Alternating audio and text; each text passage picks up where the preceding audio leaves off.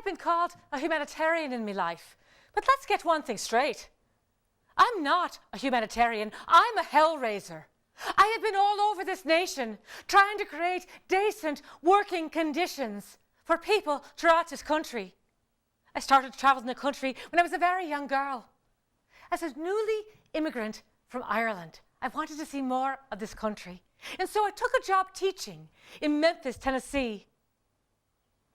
I hadn't been there very long before I met a young man by the name of George Jones. George was an iron molder. In fact, he worked for the union, trying to create decent working conditions for the men in those factories. And I fell in love with him, and I married him. I soon had 4 children. But in 1867, yellow fever swept through Memphis, Tennessee. My husband and all 4 of my children died. No one came to see me, no one was permitted, for I was under quarantine. For 3 months I sat by myself, listening to the death carts in the street, praying that I would die too. And when my quarantine was lifted, I went to nurse the hospital.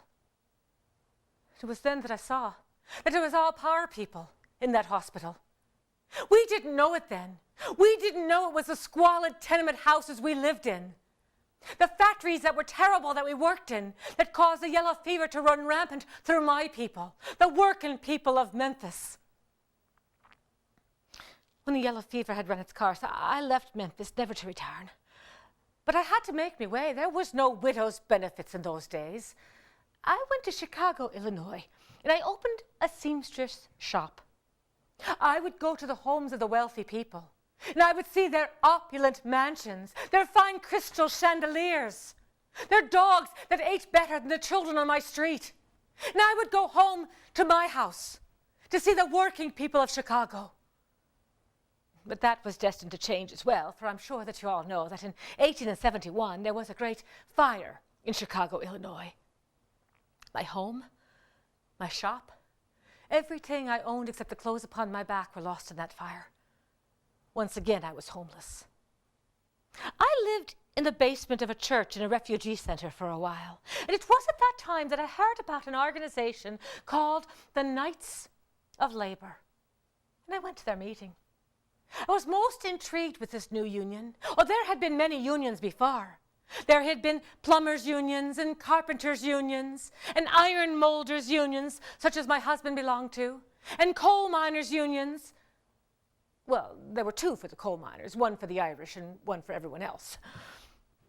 But never before had there been a union that brought all workers together. More than that, the Knights of Labor insisted that unskilled workers have the opportunity of a union, the first union to do that. They addressed the needs of blacks, recently freed from the Civil War. Where would they fit into the workforce of America? And women, leaving farms to work in textile factories across the South. How would they become part of America's workforce? I was most impressed with the Knights of Labor, and I became an organizer for them, working on a voluntary basis, going to union meetings and speaking for them. But in 1890, the Knights of Labor decided that they would be more powerful if they merged with another union. And in 1890, the Knights of Labor became the United Mine Workers of America. And I became a paid union organizer for the UMW of A. It wasn't until 1900 that I first came to West Virginia. I came and just watched for a while and surveyed the situation. At that time, men were working 18 hours a day. They didn't get their coal weighed. They dug a ton of coal with an aching back. They had to dig a long ton, 1.25 tons, for the company said men put too much rock in their coal, and they had to dig 1.25 tons for every ton they got paid for. A mule was worth more than a man, for if a mule died, a new one had to be bought, but a man simply died, another one would be hired. And men didn't get paid in cash. They were paid in company money. It was only good for the company star. Oh, my friends, I know things have changed today. I know today you get paid in cash, I know you get a check weighman to make sure you get credit for the coal you weighed. But that wasn't brought around in an easy manner. That wasn't brought around by talking on a convention hall floor. It was war. War in the West Virginia hills. When I first came to West Virginia, I was told how backward and peculiar these mountain folk would be. I was told that these ignorant hillbillies would take a wooden nickel for a day's pay. But when I arrived, you were on the verge of stop and work yourselves. You were not ignorant, huddled masses, but proud men, beckoning me to swear you in to the United Mine Workers of America. Nowhere did I find men or women more involved in the harsh realities of life than in these West Virginia hills. And I promise each and every one of you, when I get to heaven and I meet my Maker, I am going to tell God about medieval West Virginia and the conditions you are forced to live in. It is you who keep me fed and sheltered and hidden. For my presence here made the coal barons uncomfortable. Oh, and I take great pleasure in that fact. Why, I have been arrested on more times than I can tell ye. The first time I was ever arrested was in Fairmont, West Virginia. I was talking to some union boys, even though I was told as an organizer there was an injunction keeping me from talking to the union boys. But I did anyway, for what else do you talk to a boy about but coal mining? And then I was arrested. I begged to be put in jail with my boys, but they said there were no facilities for women, and I was taken to Parkersburg and put before Judge Jonathan Jackson. Judge Jackson would not put me in jail. He called me the most dangerous woman in America. A pride I wear with title, with pride.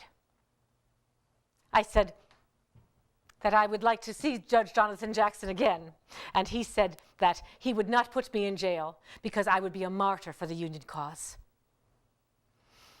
My friends, I have been arrested on so many occasions. The longest I was ever arrested and held in jail was in Pratt, West Virginia.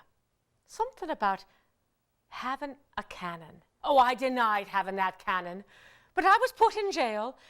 And I was held there in a house in Pratt, West Virginia. And I would write long letters to the Charleston papers saying what a horrible thing it was for an old woman like myself to be kept in jail. And I'd roll those up and put them in a Coca-Cola bottle and drop them down the gutter. And then I'd go out and walk down the road and have a bite to eat in Montgomery before I got back that night to be in jail again in the morning.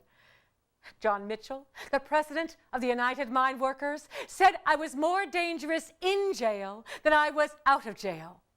For when the word went out that a poor, old, defenseless woman like myself was in jail, soon the hue and cry would go out to set me free, and I'd get back to work getting back in jail again. Now, I wasn't always arrested.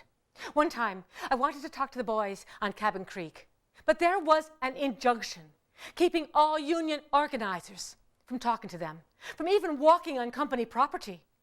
They owned even the roads in those days, you know. Well, it was February. And my colleagues said there was no way we could get to the boys in the holler, but I was not going to give up. I hitched my skirts to my knees. I was 72 years old at the time, and I walked up the river. I stood on a rock outside of Cayford for 45 minutes and gave an organizing lecture and turned around and went back the way I came. I never got arrested, for I never stepped foot on company property. Another time I went to see a young boy, one of our boys, in the Kanawha County Jail. I asked him why he was there. Mother, he said, I've stolen a pair of shoes. I told him it was a pity. If he had stolen a railroad, they would have made him a senator. 'Tis true, the rich get rich, and how do they do it? They do it because you work for them. I've seen their houses. I've seen their wives' fur coats and their opulent mansions. And I've seen your house and the things your wife has to wear, and your children, and how hard they work. And I know this now.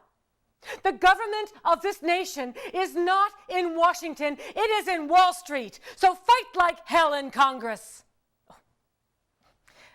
I needn't tell you, boys, or most of you, I suppose, I long ago quit praying and took to swearing. Well, when I pray, I'll have to wait till I'm dead to get anything. But when I swear, I get things done here. So go ahead, pray for the dead, but fight like hell for the living. My friends, I have not entered the Union cause today. I have seen it rise and fall. It is the solidarity of labor that we need. The corporate powers have joined together. We must do the same thing. We must join together as men and women, of blacks and whites, of workers, of coal mines, of factories, of railroads. Wherever workers work, we must unite as one. The history of the union movement has been that of blood. It's been that of hunger. And today we are reaching our final crisis. And when this crisis is over, humanity must be free. There must be no robber class and no working class. Every American benefits from the blood and the bravery of the union movement. I hear about things where I am. 40-hour a week, unemployment compensation, vacation days. These things were not given to you by the corporate powers. They were fought for and won by union workers throughout this nation, and it is your heritage as much as the American Revolution is your heritage. Now, my boys, you're mine. We've hungered together. We have fought together. And we have marched together. But I see victory in the heavens for you. I see God's hand guiding you and inspiring you. No white flag. We cannot raise it. We must not raise it. We must redeem the world. We must get together and stay together. And when the enemies of your union lie moldering in the grave and the world will have forgotten that they ever lived, your work and your union must live. You are the heroes of today, and your work must be the legends of tomorrow.